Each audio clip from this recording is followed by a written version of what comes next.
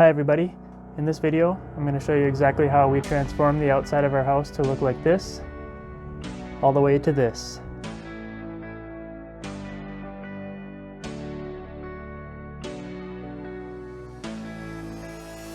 The first step of this project was to get rid of the old landscaping that was in place.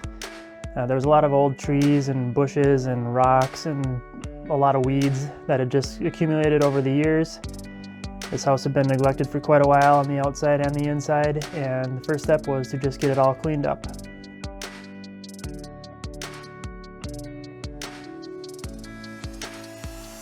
Stick around to the end of this video to see the before and after pictures of the whole outside of this house, and feel free to leave feedback or ask questions in the comments below. I try to get to every single comment that I can, so leave your questions there.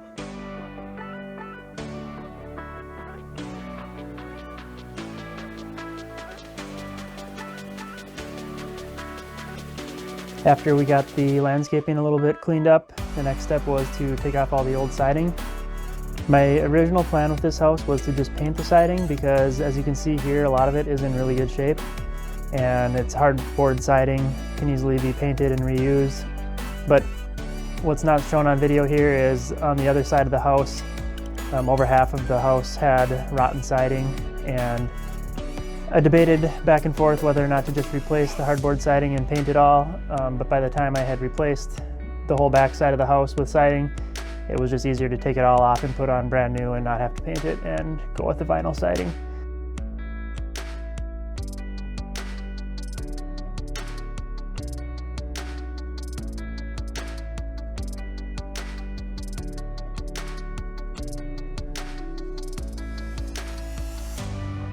After I got all the old siding off, the next thing that I did, didn't get it on camera though, was add house wrap to the entire house. You can also see that I replaced the two upper windows upstairs. They were in not great shape, so I decided to just get new windows since we were replacing siding anyways. I also didn't get that on video because I was doing that by myself, and I wouldn't recommend doing a big window like that on your own, but my help didn't show up for the day, so I had to get them in any way I could. And so yeah, I had to muscle those up the ladder and put them in place, but it all worked out and no one got hurt.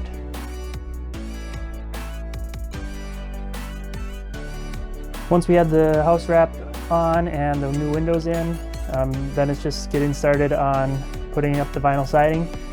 It's a pretty straightforward process. You just go piece by piece, make sure it all lines up from corner to corner so it looks straight when you're all done.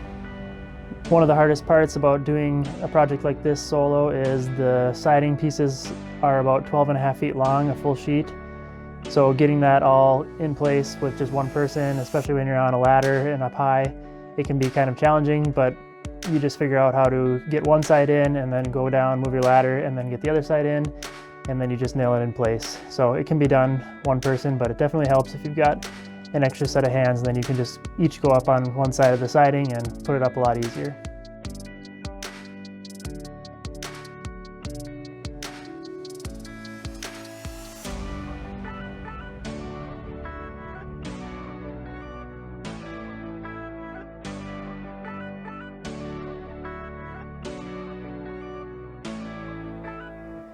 You can see on the bottom of the house here, it's a split level house.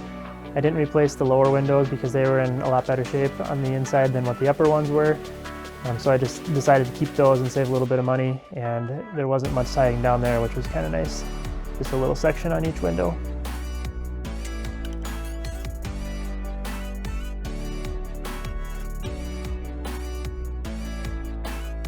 Quick backstory on this house is it's a live-in flip house, meaning that we've been living in it while we are renovating the house, and the purpose of that is we'll live in it for at least 2 years and renovate it, and then when we sell it, we will be able to sell it and not pay any capital gains taxes because we lived in the house for at least 2 years.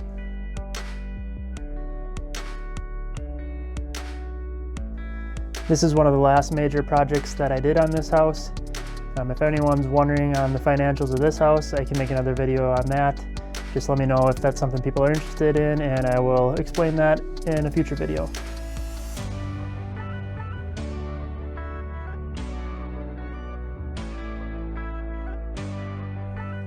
One of the hardest parts of putting on siding, in my opinion, is doing the gable peaks like we have here.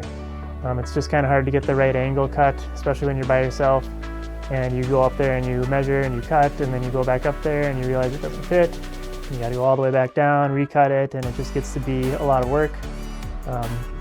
But you just keep doing it until you get it right, and then once you get a couple of them right, you can usually use that as a template, and it makes the job a little easier then, but it's still kind of a challenging process to do those peaks.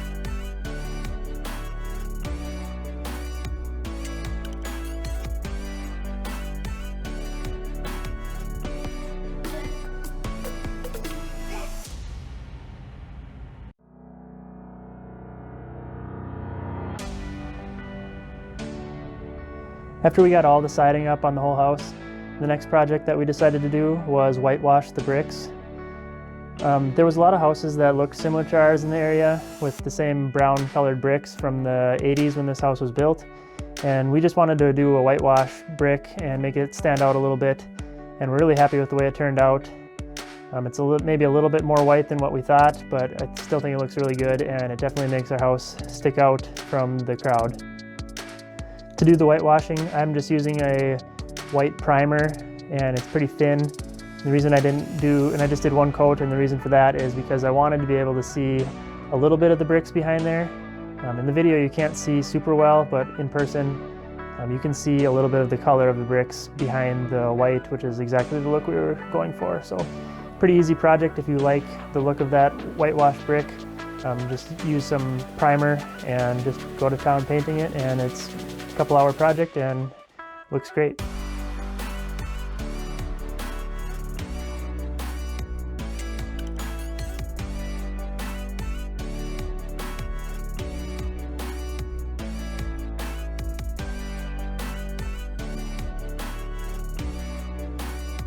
I had to get some dirt to backfill next to the house. The grading next to the house wasn't great. It was kind of sloping inward. We hadn't had any water issues really, but I wanted to get a bunch of dirt in there so that any rainwater would slope away from the house and just keep the basement nice and dry in the future.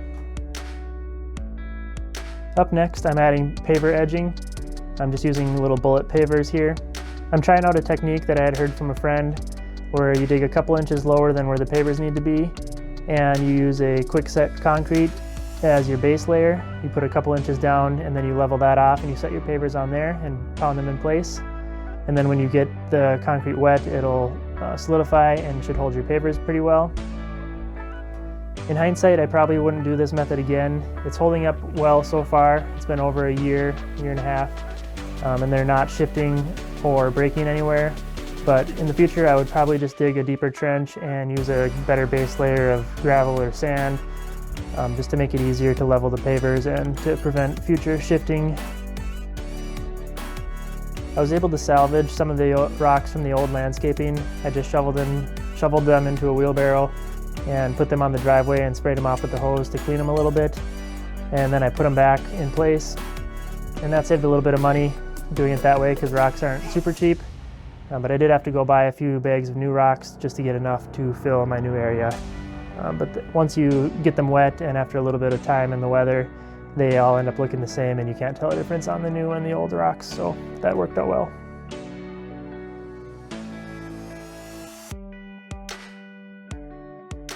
The last project here is to redo some of the landscaping around a tree in the front yard.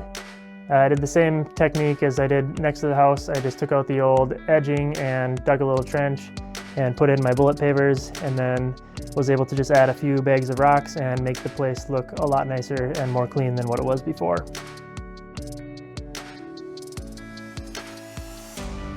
Overall, this project took me about 170 hours to do and cost about $5,000. So it's definitely a really big project, but something that's not all that hard if you know how to do siding. It's just a really tedious and time-consuming job. Definitely would have helped to have some help on the project, but just the time of the year I didn't have anyone who was willing to help me out, and I really like doing siding. It's kind of a satisfying, easy job, so I didn't mind just doing it by myself and taking my time. Those numbers also include doing the whole rest of the house and the garage, as well as building a patio in the back and doing some work on my deck.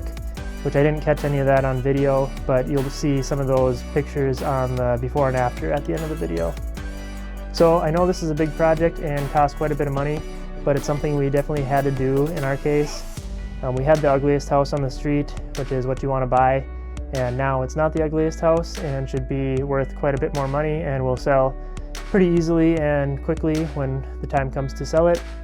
So it's a lot of time and energy and money to put into a project like this, but it's definitely going to be a good return on our investment, and we're happy with the way it turned out.